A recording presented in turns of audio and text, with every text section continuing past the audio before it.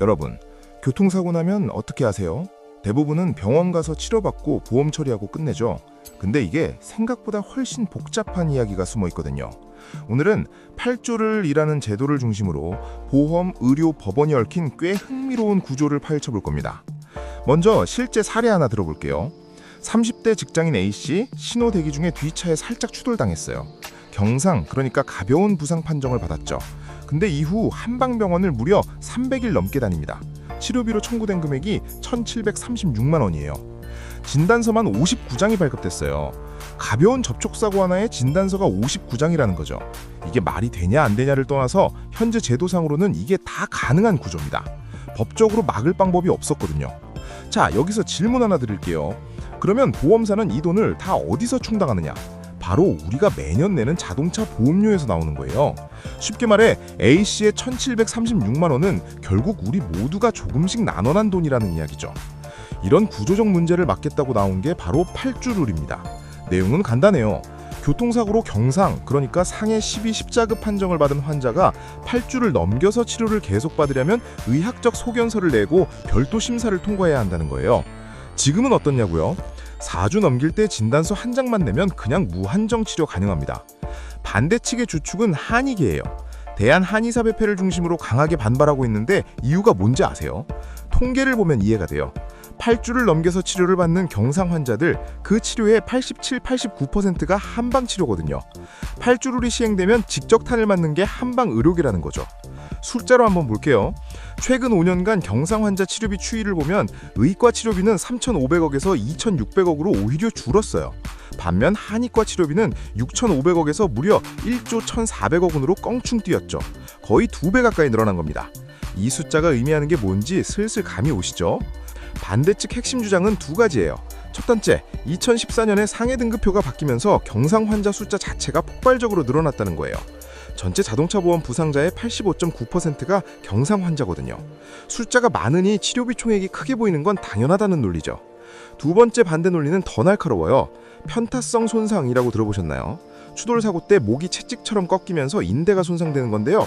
연구에 따르면 이런 부상은 1년 뒤에도 증상이 남는 환자가 최대 40%에 달한다고 해요.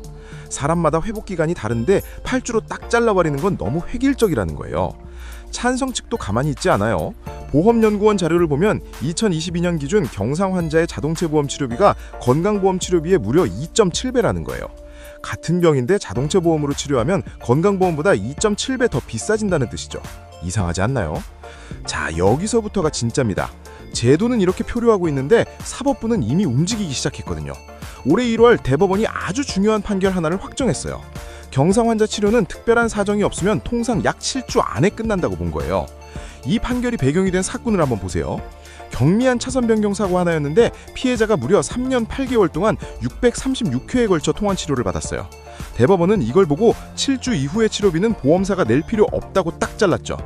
하급심에서도 비슷한 흐름이에요.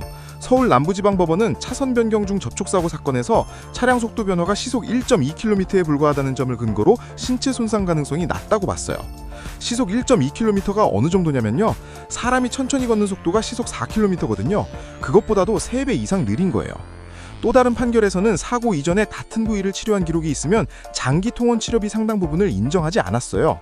이게 무슨 의미냐면 법원은 이미 사고 충격 크기, 기존 질환 여부, 통상 치료 기간 이 세 가지를 종합해서 판단하는 기준을 쌓아가고 있다는 거예요. 사법부가 먼저 사실상의 기준을 만들어가는 셈이죠. 여기서 좀 아이러니한 그림이 나와요. 정부가 만들려는 기준은 8주인데 법원이 이미 세운 기준은 7주예요. 제도는 아직 표류 중인데 판례는 이미 자리를 잡아가고 있는 거죠. 보험료 얘기도 빼놓을 수 없어요. 금융감독원 자료를 보면 지난해 자동차 보험 손해율이 87.5%로 전년 대비 3.7%포인트나 뛰었어요. 손해율이 높아진다는 건 이 손실을 고스란히 보험료 인상으로 메우게 됩니다. 8주 룰이 시행되었다면 보험료가 3% 인하될 수도 있었는데 반대로 지금처럼 제도 공백이 이어지면 보험료 인상 압력이 계속 쌓이는 구조예요. 결국 피해는 자동차 보험 가입자 전체가 나눠지게 되는 거죠. 지금 이 상황을 한마디로 정리하면 세 플레이어가 서로 다른 속도로 움직이고 있어요. 정부는 제도를 만들려다 반발에 박혀 표류 중이고 사법부는 판례로 조용히 기준을 쌓아가고 있죠. 의료계는 제도 자체를 무너뜨리려 하고 있죠. 그 사이에서 우리는 어디에 있냐고요? 판 위에 올라와 있는데 말 한마디 못하고 있는 상황이에요. 그럼 앞으로 어떻게 될까요? 정부는 상반기 안에 시행하겠다는 방침을 유지하고 있어요. 자배법 시행령 개정안이 법제처 심사를 이미 통과했고 국무회의 상정과 의결만 남은 상태거든요. 근데 의료계 반발이 계속되고 있어서 세부 지침이 얼마나 빨리 마련되느냐가 관건이에요. 결국 이 논쟁의 본질은 누구의 권리를 더 보호할 것이냐의 문제예요. 진짜로 오래 치료가 필요한 피해자의 권리냐, 아니면 과잉 진료 없이 적정한 보험료를 내고 싶은 가입자 전체의 권리냐. 어느 쪽이 완전히 옳다고 단정하기는 어렵지만 분명한 건 지금처럼 기준 자체가 없는 상태가 가장 나쁜 상황이라는 거예요. 8주를 완벽한 제도는 아닐 수 있어요. 하지만 기준이 없으면 법원 판결이 기준이 되고 그 기준은 소송을 감당할 수 있는 사람에게만 작동해요. 제도의 완성도를 높이는 것과 제도를 아예 없애는 건 완전히 다른 이야기거든요. 앞으로 이 제도가 어떤 형태로 자리를 잡을지 계속 지켜봐야 할 것 같습니다. 오늘 영상 여기까지고요. 다음 영상에서 만나요. 감사합니다.